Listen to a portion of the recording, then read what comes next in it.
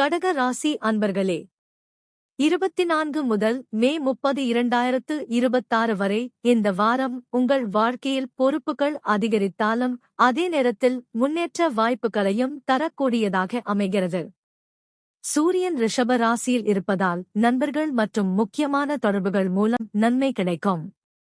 நீண்ட நாட்களாக நினைத்த ஆசைகள் நிறைவேற ஆரம்பிக்கும். சமூகத்தில் மதிப்பும் மரியாதையும் உயரும்.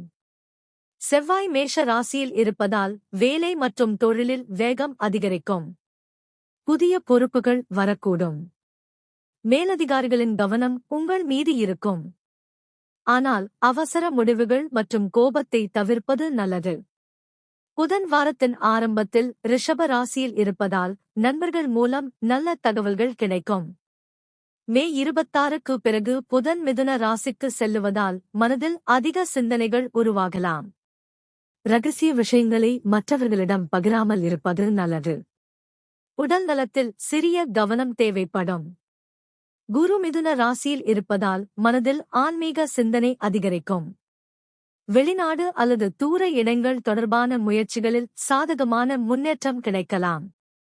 மாணவர்கள் கவனச்சிதறலை தவிர்த்து படிப்பில் முழு கவனம் செலுத்த வேண்டும். சுக்கிரன் மிதுன ராசியில் இருப்பதால் மன அமைதிக்காக ஓய்வு மற்றும் பயணம் பற்றிய எண்ணங்கள் அதிகரிக்கலாம். சிலருக்கு மறைமுக உதவிகள் கிடைக்கும். பழைய பிரச்சினைகளில் இருந்து மெதுவாக விடுபடும் சூழல் உருவாகும். சனி மீன ராசியில் இருப்பதால் அதிர்ஷ்டம் மெதுவாக உயர ஆரம்பிக்கும். உயர்கல்வி, வெளிநாடு மற்றும் ஆன்மீக முயற்சிகளில் நல்ல முன்னேற்றம் கிடைக்கும்.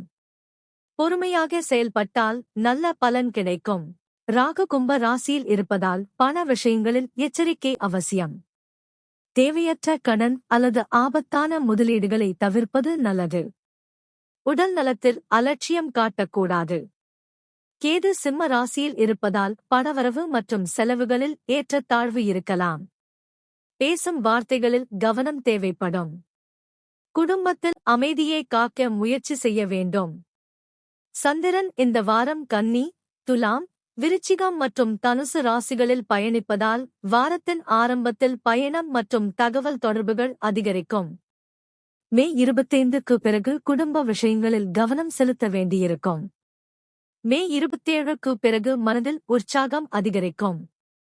வார இறுதியில் வேலை மற்றும் உடல்நல விஷயங்களில் கவனமாக செயல்படுவது நல்லது. இந்த வாரம் அம்மன் வழிபாடு மற்றும் திங்கள்கிழமை பால் அபிஷேகம் செய்வது மன அமைதியையும் குடும்ப நலனையும் அதிகரிக்கும்.